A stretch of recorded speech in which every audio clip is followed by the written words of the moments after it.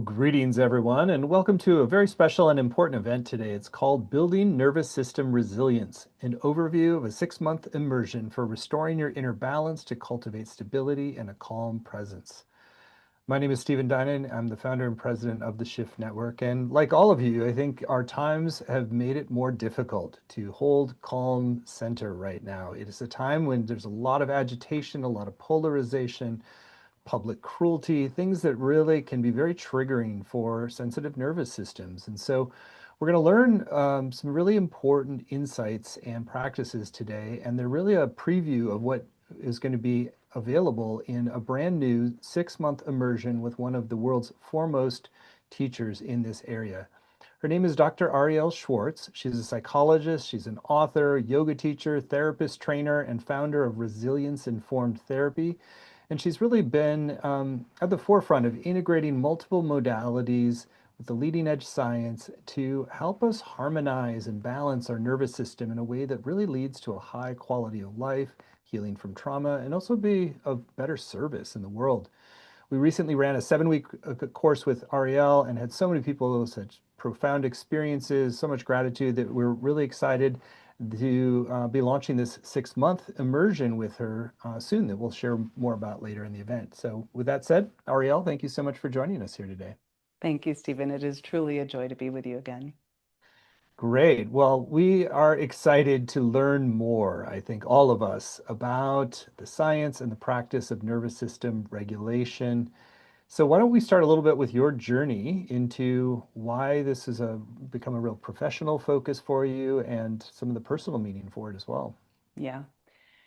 You know, I have been involved in somatic therapies. I've been a yoga teacher, an EMDR and trauma treatment specialist. And for me, across all of this work over the last 25, 30 years, it has just become increasingly clear that we need to have a foundation of a sense of safe enough within our bodies, within our nervous systems, in order to heal from adversities, whether those are personal adversities from our own past, whether those are the generational adversities that have been passed down to us as kind of ancestral legacy traumas, or whether those are the collective adversities that we are facing in our world right now, navigating the challenges of the political divides, navigating climate change and events that are happening, whether they're violent events that are happening or climate events. They really leave us feeling pretty ungrounded and uncentered, as you already named. And so for me, the purpose of offering courses on nervous system regulation and kind of spiritual and emotional and psychological health is a way that I get to feel empowered to help others, to help you feel empowered to kind of be in charge of your own well-being. And when you can sit in your center, when you can find that place to reside within that helps you feel confident and clear and capable of navigating this world, you get to also transmit that to others, whether that's because you're a parent and now you've got a nervous system regulation tool for your kids, or whether it's in your partnership, or whether it's in your workplace, that you feel that you know how to bring this easefulness into the world. I kind of often say that we get to change the world one nervous system at a time. And I know that has been true for me in being able to be receive the benefits of those that have been sources of calm and care and kindness. And I love to be able to bring that back out forward. Mm. I love that vision that we're sort of rippling out, and it's almost a contagion of nervous system resilience that can flow out from each of us when we can anchor things and stabilize things ourselves. So I'm wondering if you want to maybe share a little bit about why that is. How is it that if you're showing up in a work setting and you're more stabilized and regulated, that that's going to sort of naturally impact the person next to you? Yeah, I think that, we don't always realize that that which we bring to the world it transfers. There's a kind of field resonance that we can tap into, and that how any one of us feels at any given moment basically is kind of moving in the space between us as people. And our nervous systems are wired to respond to the cues of safety that exist in other people's nervous systems. It's a kind of biological imperative, and we're born with that capacity.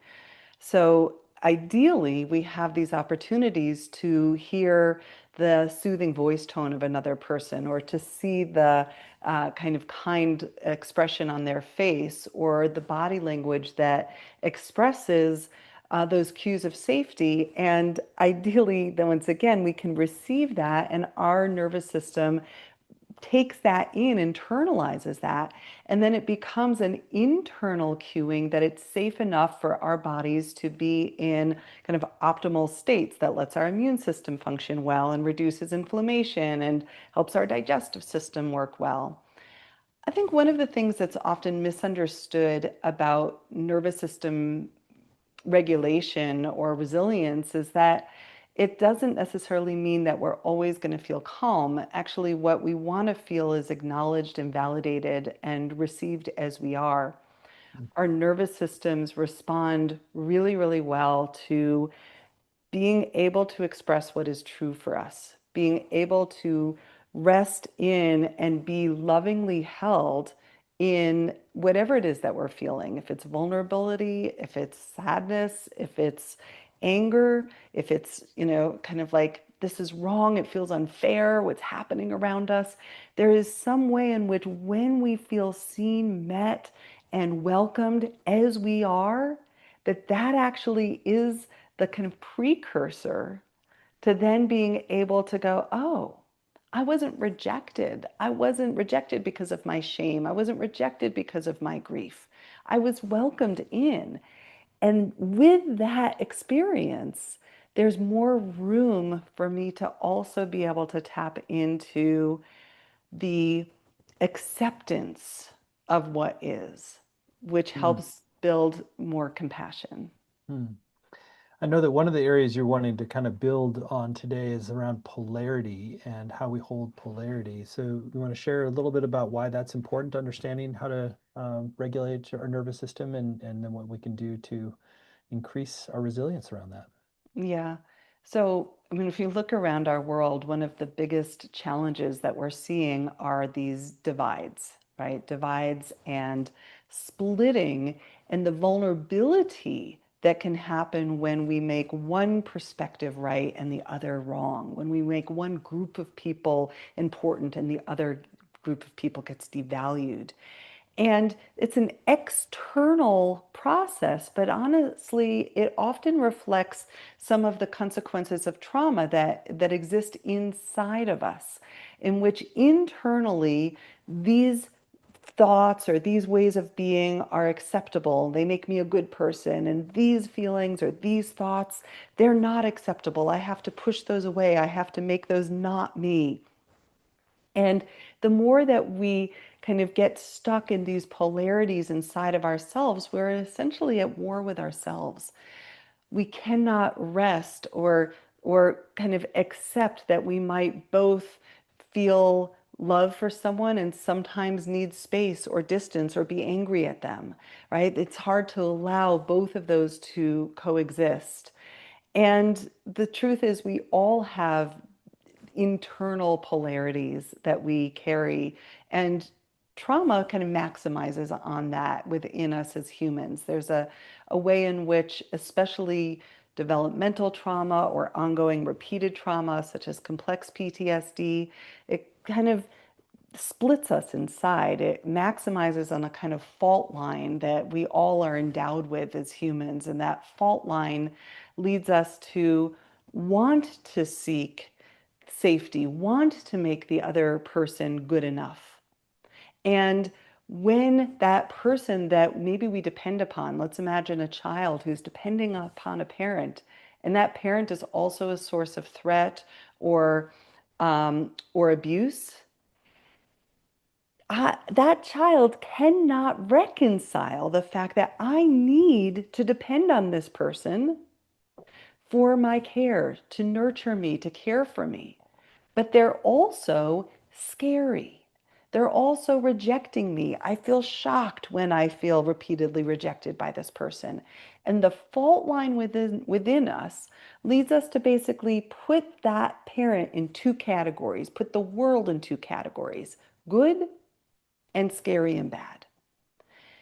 And that divide becomes an internalized process. There's parts of me that I will accept, that I will love. In fact, those are the only parts that I want to admit are part of me. And all of that other stuff, the felt sense of the fear, the experience of the wounds, it gets pushed into the shadows. We want to deny that that's part of me. And the more that we live within that fault line or that split within ourselves, the more that we feel like we're going through the world and we're just going through the motions. We feel disconnected from our bodies and our emotions, and it's exhausting. So, the work of healing trauma is both about turning towards our emotions, as I spoke about before, and feeling welcomed as we are, welcoming ourselves as we are. And it's also about being with what our bodies know that we perhaps had to dissociate from at some point in life. Hmm.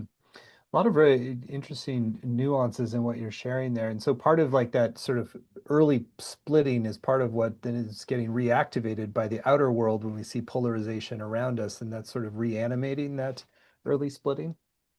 Exactly. Exactly. And I think that when we look at the markers of trauma recovery, one of those markers is this capacity, this kind of maturity that develops within us to say, this world can be a place of hurtfulness and harm and fright, but it can also be a world of beauty and tenderness and goodness. I myself can sometimes act in hurtful ways, and I can also be a loving person. So we build this capacity for greater complexity. Maturity is marked by this ability to turn towards our trauma, know that it's part of us, but it doesn't have to define all of who we are. Hmm. Beautiful. Do you want to share a little bit about the process of sort of unwinding that, and sort of also in the you often really focus on the somatic dimension and why that's so important to kind of shift in towards that more mature holding of complexity? Yeah. So I think that a big part of unwinding from especially this kind of trauma that I'm speaking about around the need to uphold the kind of fantasized version of what I need my parent to be, my partner to be, the world to be. And in upholding that fantasized version, I have to push away the reality. That person hurt me. That experience in relationship was not kind, it was mean. Like I have to confront that reality. And when we confront the reality that maybe we were a good child relying upon parents that were harmful, that were hurtful sometimes, we we really start to like tap into a kind of deeper integration, a deeper capacity to hold both and. Right? I think that maybe sits at the heart of this, that there is a way in which I can hold both this parent that did their best, that loved me, that had their own wounds, and the reality that those wounds hurt me. And I don't have to push away that hurt, that harm. I don't have to deny that or invalidate myself along the way. And I also don't have to go into the extreme measures of cutting off and making people so bad or so wrong that I'm unwilling to be in any relationship with them. Because I think that's one of the dangers that we see in our world right now is there's a lot of tendency to, not have any relationship with someone if they don't agree with me.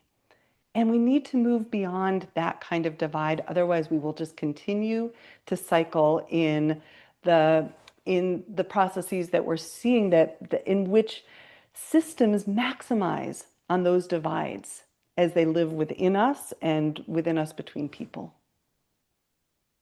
Great. Do you want to sort of dive now into things that relate to sort of safety and establishing, different tools that can really anchor a deeper sense of safety in your nervous system? Yeah. So I've been studying something called the polyvagal theory for many, many years, and with my mentor, Dr. Stephen Porges, and the polyvagal theory kind of holds once again that we are biologically wired to recognize and respond to cues of safety, whether those cues are coming from the outside or they're coming from the inside ultimately. And that I think many of us are drawn to programs about nervous system regulation because we've been living in dysregulation for a long time. Dysregulation might show up in the form of chronic anxiety, inability to sleep well, difficulties with chronic pain and inflammation, and struggles with digestion, like very core experiences that when those are disrupted, we just simply don't feel well.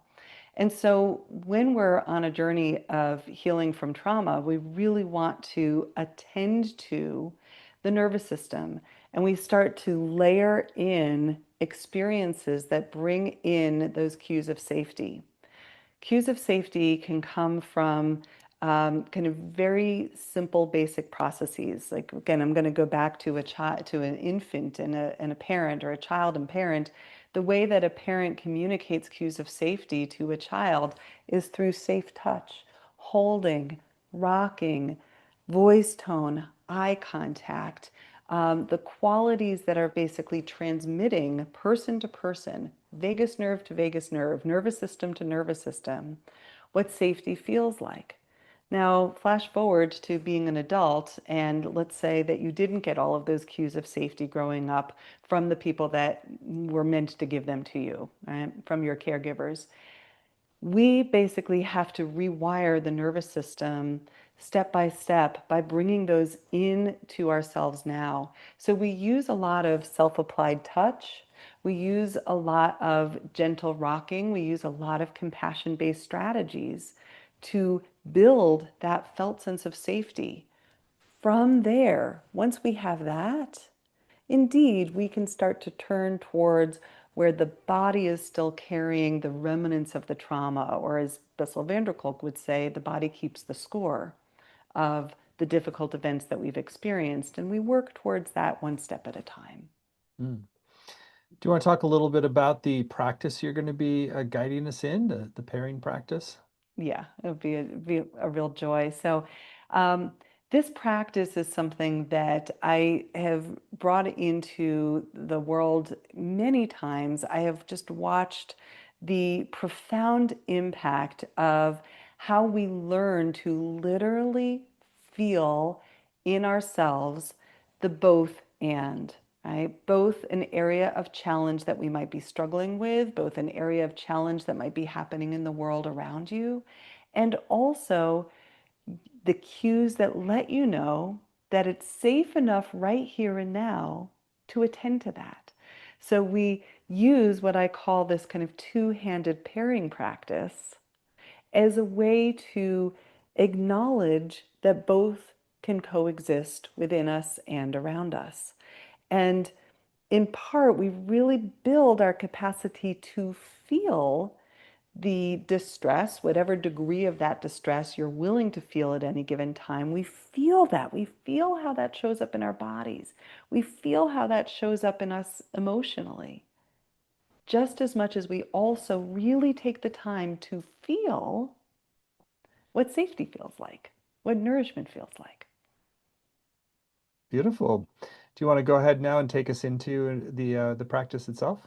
It would be an absolute joy to guide this practice, and I want to kind of just remind everyone that you are always at choice, right? The beautiful thing about any practice is that if we know that we're choosing to gently bring our attention towards something that's hard, it's a choice, right? Nobody's making you turn your attention towards something hard. And you get to ask yourself, is there already too much hard for me going on right now? Or is this a good time for me to attend to something that might feel stuck, might feel distressing? And knowing that even if you do bring your attention to something that's distressing, you might only choose to attend to 5% of that or 10% based on what your capacity is in this moment. And you can come back to this practice at other times as well. So, to start out, what I would love to invite you to do is to identify what I'll call a really robust resource. Something, some place, someone that helps you feel loved, cared for, held, safe enough. It might even be your current environment, something that you can touch or feel into or look at that serves as a cue of right now, it's safe enough for you. Right now, there's enough support holding you. So it might be current here now. It might be from a memory of a time when you felt really held and safe. A time in nature, being on a spiritual retreat, a time with a good friend. And as you bring that experience to mind, how does your body begin to respond?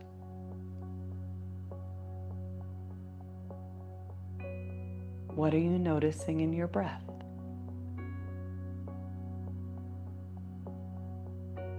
Is there anything that you need to do to enhance this positive state?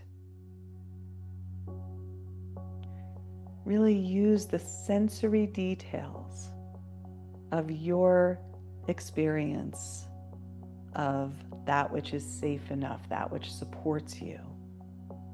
Where are you? Are you alone or with someone? Again, paying attention to how your breath responds, whether maybe your shoulders release just a little bit down from your ears, whether your jaw can soften, your eyes can soften.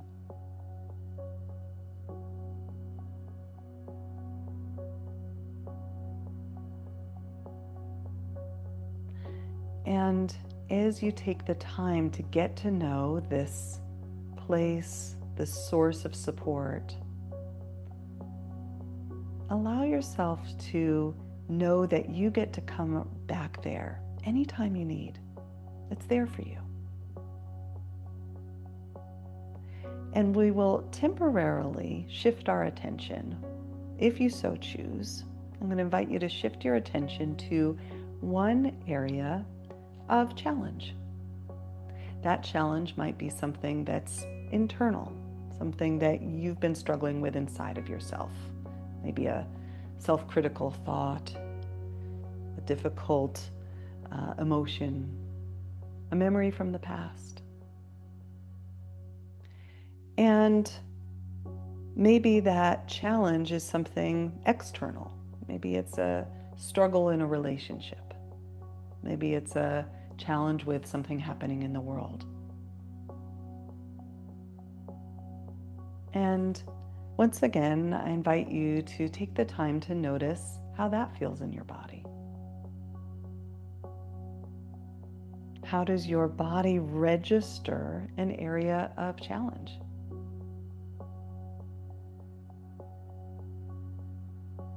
Maybe you notice a tightening around an area of your body, maybe your abdomen, your chest, your jaw, your eyes.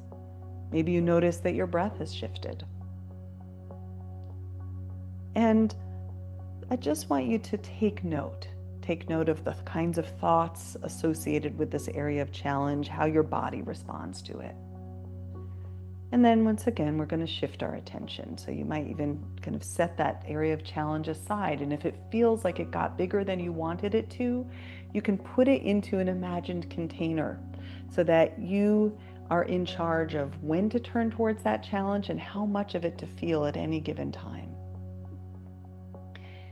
And I'm going to invite you to work with what we call attentional flexibility, this power of your mind to bring your focus, your mind, back to that area of nourishment, support, and resource. That place or person or experience that helps you to feel safe enough right now. And you might notice that my hand is here, and I'll invite you actually to bring your hand to really represent that area of nourishment or support. So you might really just bring that hand in front of you. You can gaze toward it and allow this hand to represent that which feels positive, that which feels good to you, supportive. That's a nutrient, a necessary nutrient. Again, notice how your body responds, your breath. What happens inside?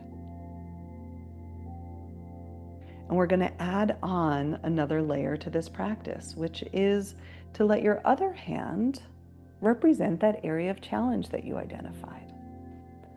So you might indeed now have both hands in front of you if you so choose to use your hands for this.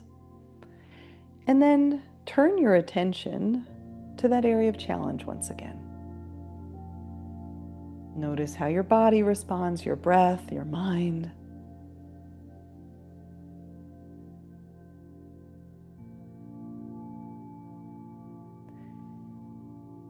And be gentle with this, right? So the next layer of this practice is to work on your ability to move your attention back and forth. Very often when we feel stuck in our lives, it's because a challenge has arisen in our consciousness and it overwhelms us. It kind of dominates our mind, it dominates our thoughts. And so what we're going to do is we're going to acknowledge challenge, but we're not going to let it take over.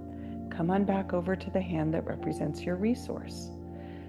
Let that get robust. If you need to put the challenge in the container, put it away to really come back to that area of resource. Or you might let both hands stay right here.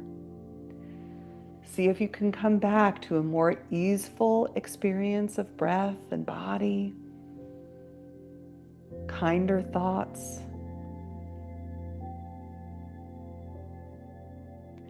And then when you feel ready, if you feel ready, come back to the area of challenge. Acknowledge it. Notice how it shows up for you. Notice the struggle. Notice the suffering that arises, the pain that's there. It's part of you too. And for this practice right now, I'm going to invite you to really hold that both of these experiences get to be here, are both part of you, are both necessary in some way. And coming back to your resource, and coming back to that area of challenge, you'll sense we move a little more quickly. And your resource. And that challenge. Now, of course, you get to find your own pace. You might even locate your hands in such a way that you can, in some way, see both at once. Right?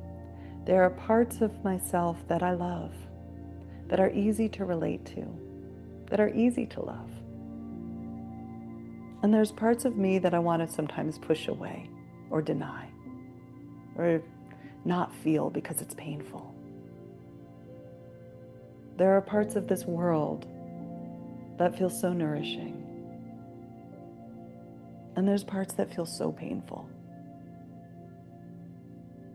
Sometimes I feel so at ease. And sometimes I just can't bear to even be in my body. It's so painful. But they're both part of you. They're both parts of you.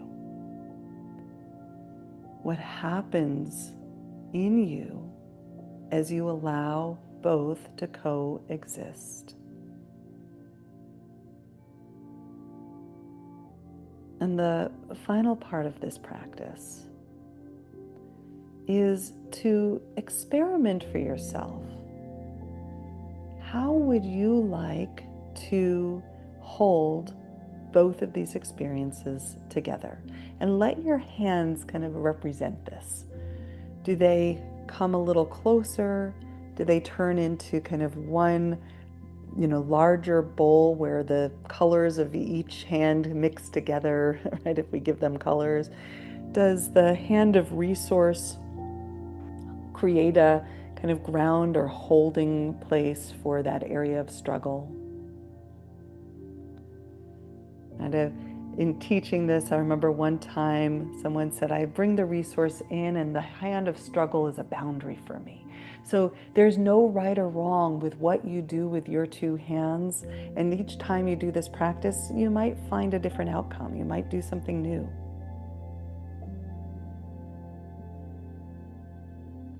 Take the time to experiment for yourself.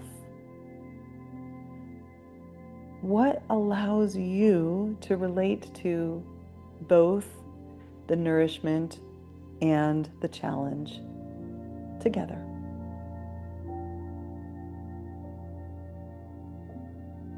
And once again, notice what happens inside of you, how your body responds, your breath, your mind, emotions.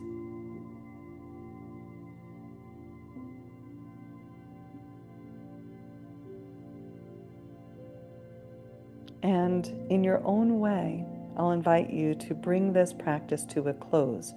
Personally, I love the practice of bringing my palms together, palm to my heart.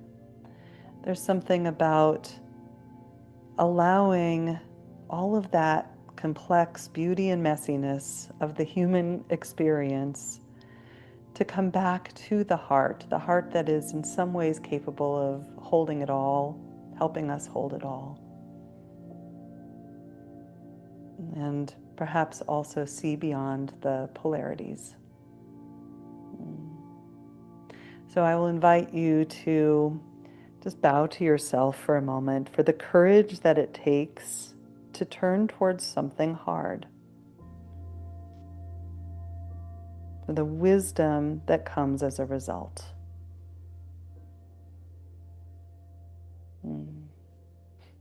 Thank you. Hmm.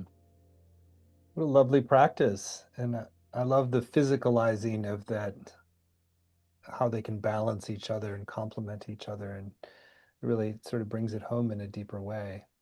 Yeah. And also just really appreciate the tenderness with which you're holding the challenge energy too. It just Yeah. feels very sort of kind of in sort of a sweet motherly kind of way. You're like, oh, holding it. Yeah, thank you. I appreciate that, Stephen.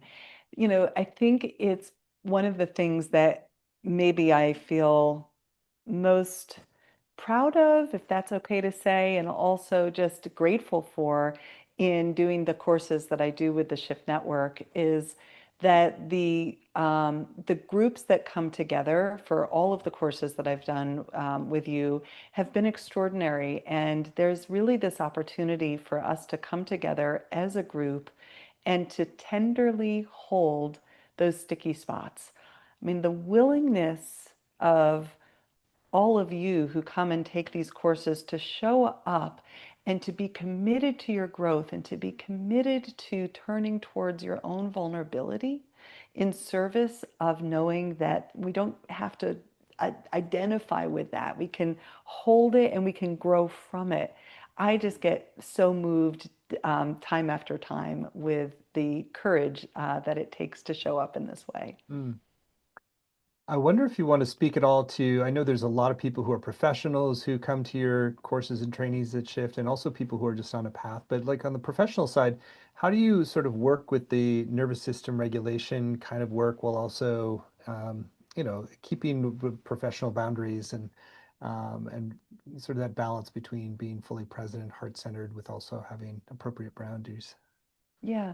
So, one of the things that I find is often the case is that the professionals that come to the courses that I teach, and this, of course, I imagine will be very true for our immersion course as well, is that many of the professionals are seeking more skills, more resources to bring to their clients to their work environments. I've had people that come in that are teachers bringing these tools to classrooms full of students. I have individuals that come in that are not psychotherapists, but are looking for more mental health resources to bring into their environment. Maybe they're a physical therapist, an acupuncturist, a dentist. I mean, I can't tell you how many different professionals that have come in because in so many of our work environments these days, we have people that are experiencing trauma in the world, and it shows up in the classroom, or it shows up in the dentist chair. It shows up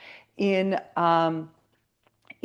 so many of our environments. And I think that the more that we are empowered to know how to take care of each other, nervous system to nervous system, that the more equipped we are to know, goodness, someone's coming in, they're feeling emotionally overwhelmed or dysregulated or panicky.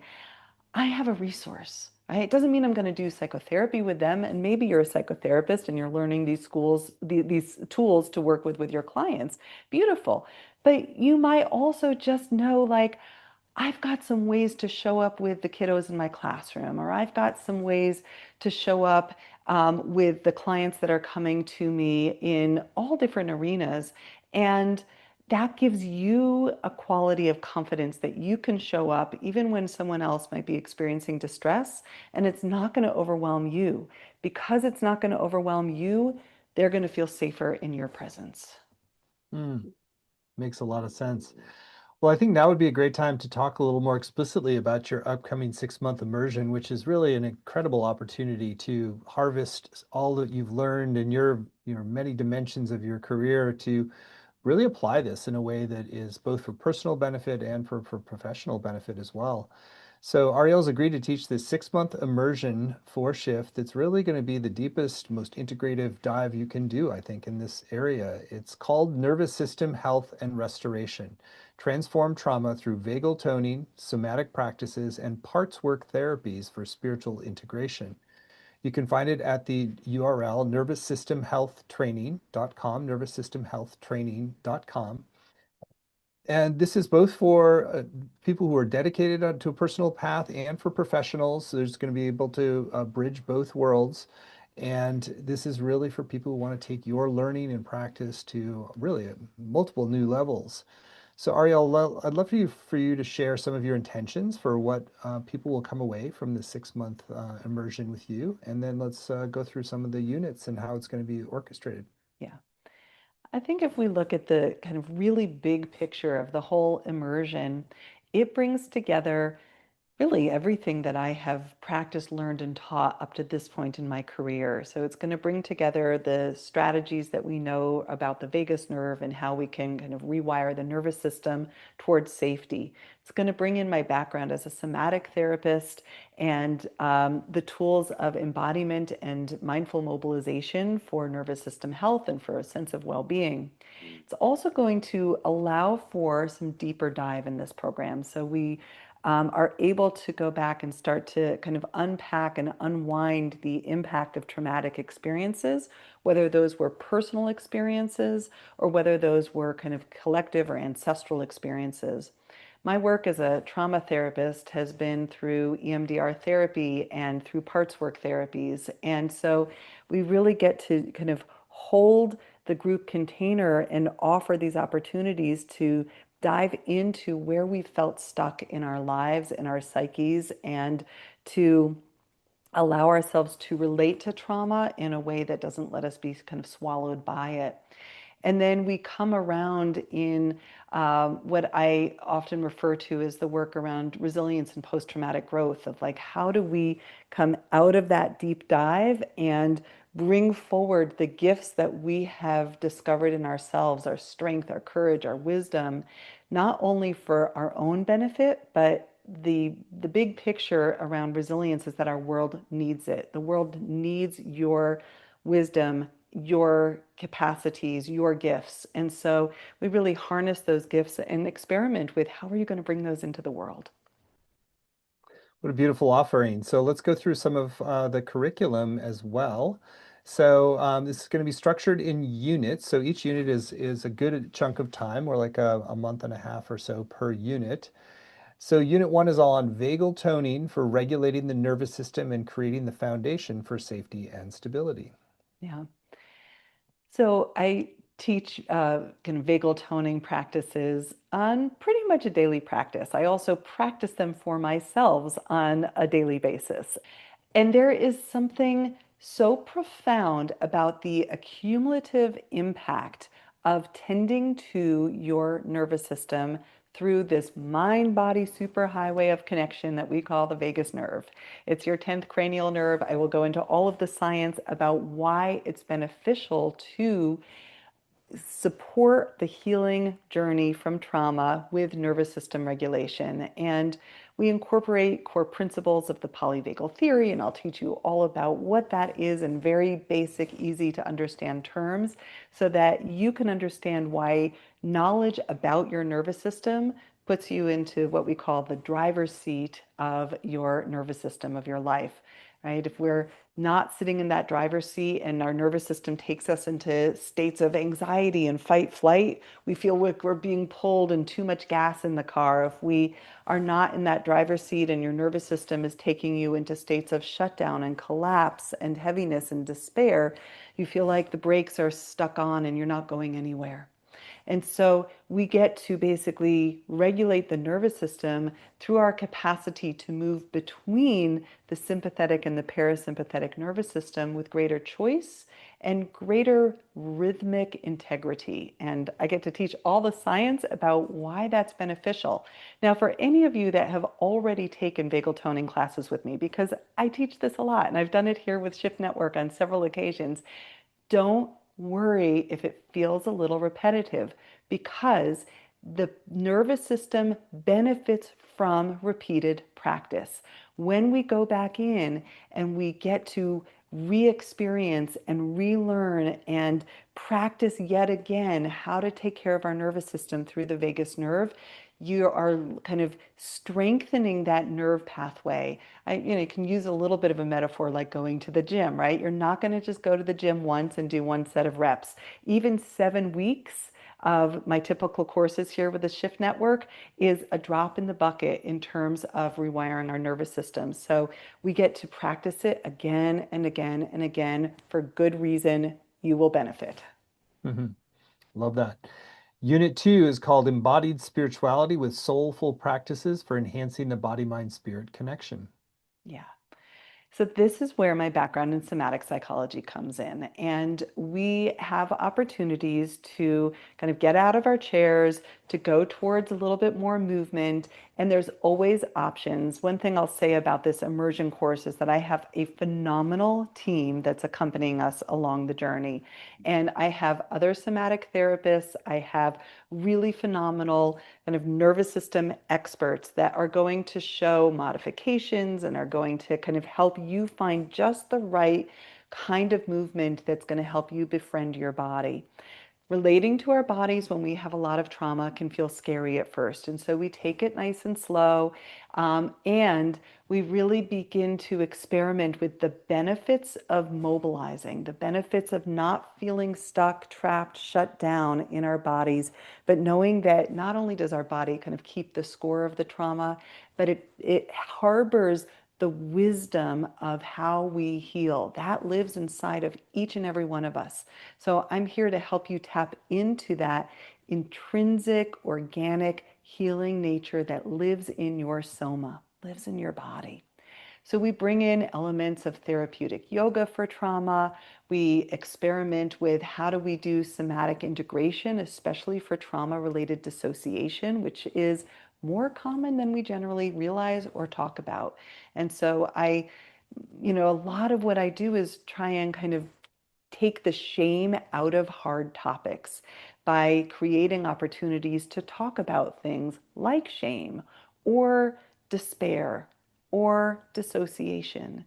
And the more that we talk about it and have group spaces to help us, again, turn towards that area of challenge, the less lonely we feel when we have those experiences for ourselves. And so the group environment that we get to do We have, all of these opportunities to be in real time together. And I've been so blown away by how translatable this work is over technology, right? When we meet via Zoom, it's like we're right there in the room together healing. Mm. Unit 3, Into the Depths with Resilience-Informed Therapeutic Practices, Parts Work and Memory Reprocessing for Personal, Generational, and Collective Wounds. Yeah. Oh boy, there's a mouthful, isn't it? There's a whole lot in just that one sentence.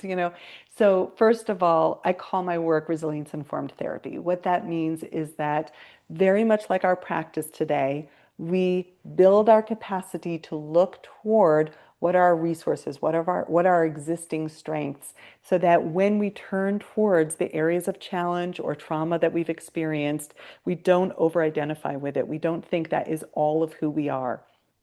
So that practice today is kind of exemplary of what we get to do in Unit 3. We have 7 sessions where we get to experiment with these parts work dialogues and being able to kind of get to know the parts of us that come in and are trying to, in some ways, give us a sense of pseudo control over ourselves or the world. And maybe one of the hardest things that we have to reckon with sometimes is that we don't get to control everything. In fact, there's a lot that we don't have any control over. That said, we also get to hone in on what is it that I do have control over? My mindset, my actions, my capacity to compassionately turn towards my emotions, right? We're going to strengthen those capacities in you so that when we turn towards the difficult emotions of the past, that you can do so with great wisdom. When we talk about reprocessing a traumatic memory, what we're doing is it's essentially taking a traumatic memory and it's like opening a file on the computer. And it's a raw form memory, right? It still brings up difficult emotions, difficult beliefs about ourselves, difficult feelings in the body, difficult images maybe. And when we process a memory, we're basically linking together the strengths, our intelligence, our kindness, our compassion, and we weave that into the traumatic memory. So that when that memory gets stored again, it gets stored with new information embedded in it. A new way of breathing, a new way of turning towards yourself, a new way of speaking to yourself, new beliefs. And we use this not only for your personal wounds, but we have several units focused on the generational traumas and the collective traumas that are kind of the context in which our own personal wounds may have taken place. So we pull in what I call ancestral resilience of tapping into how do you, with the time that you have here on this earth, make the best use of that time, right? How do you catch hold of the legacies that were passed on to you, that which you didn't have control over, and put yourself in the best possible position that not only can you attend to those wounds with great compassion, but also have a very mindful relationship to what it is that's going to be your legacy that you leave behind, right? What is it that you're going to pass on? And finally, Unit 4, Define Your Future, a Cycle of Growth and Awakening. Yeah. And in this unit, here we get to turn towards the practices that foster post-traumatic growth. I often use this description or kind of metaphor of the journey of trauma recovery like a hero or a heroine's journey. It forms the basis of my book, the Post-Traumatic Growth Guidebook. And we use a lot of narrative therapy tools at this stage to help you really feel like you get to define who you are in this world and to stand in your own worthiness and clarity about that presence of who you are. And as I named earlier, post-traumatic growth is both about kind of personally actualizing ourselves so that we can be the best version of ourselves in the world, but it ultimately is also about how do we then bring that insight, bring that clarity into action in a way that benefits others and the world around you so that you get to stand in your own sense of pride that you're creating environments where others around you get to benefit. Well, what a beautiful architecture. And I know that it's going to fold organically with students' needs as well. But there's just a real trust that you've got this deep container with all these different lineages coming together in a really beautiful way to offer a holistic approach to nervous system health and regulation, and that can really serve both us and others. So again, the whole program has more detail laid out. It says there's 26 different modules within the 4 units. It's laid out in more detail at nervoussystemhealthtraining.com. And but you got at least the high level there. And I want to also mention up front that because this is a more intimate program, there is an application process as well. We also want to ensure that it's really aligned for where you are in your arc of growth and service as well. And so there's a little application process. Let's share a little bit more about some of the how it's structured as well. So there's the 26 120-minute sessions with Arielle, and you can feel that doing a longer session allows not just more content, but it allows a deeper unfolding of process as well. So there's a more spacious, connected, deep kind of learning environment that allows you to really integrate what's being taught. That's going to include some time for breakout sessions as well as interactive practices. You'll also have time during those sessions for live Q&A, which is super helpful. There's going to also be 90-minute live integration sessions. There's going to be live guest faculty sessions. You want to share anything about some of the guest faculty sessions? I would love to. I am so proud of our guest faculty. I have brought in colleagues of mine that have work that's very aligned with this program. One of these colleagues is a woman by the name of Stacy Roos. She is an expert teacher in EMDR therapy and internal family systems therapy, or IFS therapy, which is one of the parts work therapies that we'll be exploring together. So she's going to bring to you a lecture on that. We have a phenomenal somatic therapist, Manuela Mishka-Reeds, who's also been faculty here at the Shift Network, and she's going to bring in some really subtle work with somatics to help unwind the way that trauma can sometimes get stuck in our bodies. We have CJ Llewellyn, who's going to bring her work on the vagus nerve and the chakras. She has also done a course here with the Shift Network, and she and I have collaborated in other manners together. I mean, these are all my dearest friends and colleagues whose work I so deeply respect. Dr. Eileen Naomi Rusk is an expert in vagal toning and brain health and longevity. She's going to bring to you some of her great wisdom. And Andy Bernard is going to be coming in with her deep healing wisdom as well. And I just can't express my gratitude strongly enough that they have been willing to join us. Well, what a great lineup, and a lot of our favorites as well that you've chosen to work with you on this. I mentioned the live integration sessions. Do you want to share a little bit more about why those are important and how they'll be structured? Yeah. Yeah. So, once again, the two integration facilitators that are offering these, Amy Ennisley and Joy Diane Stearns, have been working with me for many years.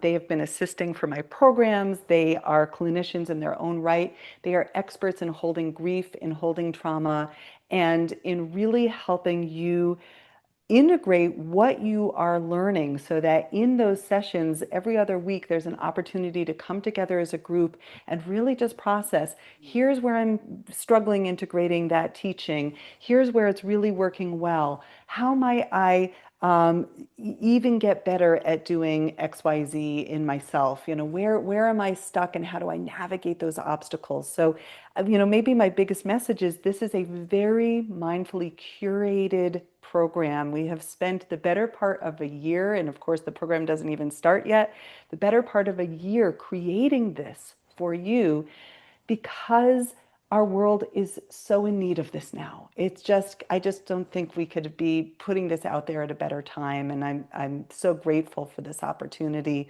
to bring this to you. Great. Well, that's an important part of the whole journey. So, in addition to all of those class sessions, the 90-minute integration sessions, and the guest faculty, You also get recordings, both video and audio, for every session, as well as word-for-word transcripts, which are so helpful to work with and study later. There'll also be an online community group to support you and deepen your experience and really build connections and collaborations around this work. And so again, the whole training is laid out in detail at nervoussystemhealthtraining.com. The investment for this program is one payment of $3,000, or you can do 7 monthly payments of $424. There is a discount for registering early. So the 6-month immersion is going to start on November 11th. The weekly teaching sessions are going to be on Thursdays at 1 Pacific, 4 Eastern, and the integration sessions will be on select Tuesdays following a bi-weekly schedule at 1 Pacific, 4 Eastern as well. I also encourage you to read through the page, and not just the content, but read some of the testimonials. It's always a great window into the depth and power of a teacher's work and the quality of the holding and support that you get. And it's clear that Arielle just offers pure gold to people. Say she's a gifted teacher, insightful, blessing, gold mine of tools for healing. There's Dr. Schwartz is the most gifted healer I've ever worked with. There's just goes on and on, because Arielle's really great, and she is going to give you some time-tested, proven practices that really make a difference in your life and the life of other people. And she's going to support you really beautifully to do it. And frankly, every time I'm around Arielle, I feel like my nervous system harmonizes and becomes more resilient as well. So you get a little bit of a contact high just from being around her as well. So Arielle is a great blessing, and you're in great hands, and you will emerge with a powerful set of tools that you really can apply in your life and the lives of those that you touch and work with as well. So again, it's all at nervoussystemhealthtraining.com, nervoussystemhealthtraining.com. So Arielle, what a joy to be with you again. I always love our time together. So anything that's still on your heart you want to share with folks who are considering doing the full immersion with you? I, I was so touched, Stephen, by your statement about the contact high and the joy of being together. It's very mutual, but I think it really speaks to something that maybe I didn't name, and it's so worthwhile just kind of tossing it into the mix. Part of why the programs work, why this program works, is something that we call co-regulation. And because it's nervous system care to nervous system care, it's not a one-way street. It's bidirectional. And what I find is that when I have the deep honor to show up with all of you and share from my heart and share all of this nervous system care and all of this depth of how we heal from trauma, I come away feeling hopeful, enlivened, touched deeply, very much more regulated in myself as well. And so, we get to do this dance together. And as much as I appreciate all the accolades that come into those testimonials, I just want to send them right back to all of you. Those are the experiences that you have because you show up wholeheartedly, so with so much willingness, with your own vulnerability, and with your deep belief in your capacity for healing. And it is an honor to bear witness to that. Mm, beautifully said. Beautifully said. Well, Arielle, you are a blessing. Thank you so much for this hour. Thank you all for joining. And if you'd like to go into the immersion, you are welcome to do so. And again, it's at nervoussystemhealthtraining.com. Many blessings. Thank you.